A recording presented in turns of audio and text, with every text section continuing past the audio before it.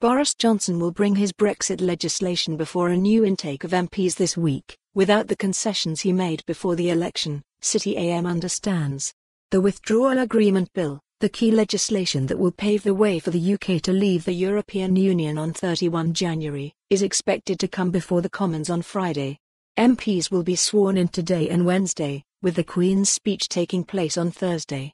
The bill is thought to have been rewritten since the one that was backed at the second reading by the previous Parliament, with one source saying it was not a carbon copy.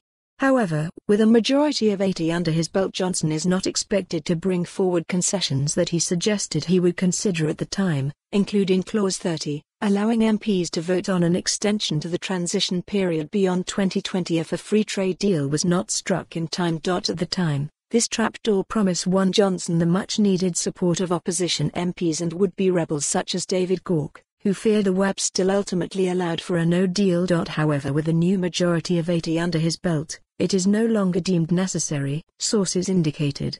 One Conservative MP told City A.M. he was resigned to Johnson's move away from a collaborative approach.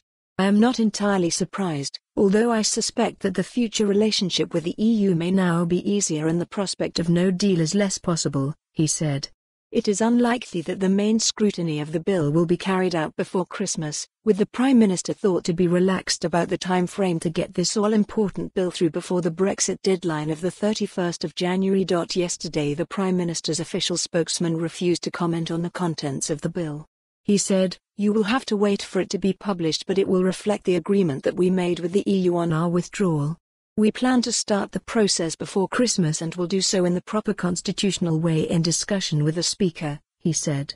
The government is aiming for a Canada-style free trade agreement with no political alignment in its talks with the EU on a post-Brexit trade deal, the spokesman added.